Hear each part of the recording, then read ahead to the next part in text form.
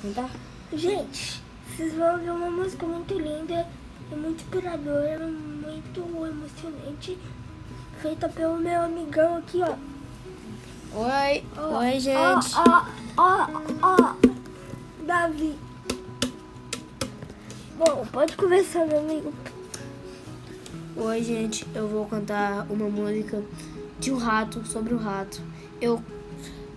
Esse rato, ele sofreu. Eu vou contar. Era uma vez um rato indo comprar pão na padaria. Aí um homem ofereceu uma bala pra ele e ele foi comer. Só que aí a bala estava envenenada com caganeira.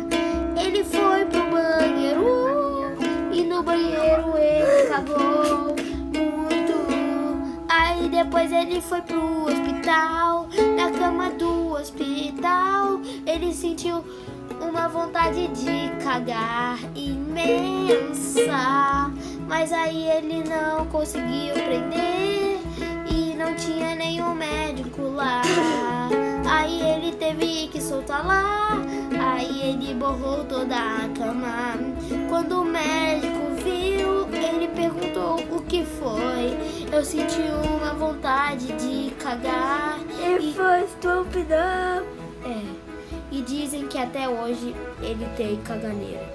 Vamos dar um silêncio, um momento pro rato. Dudu!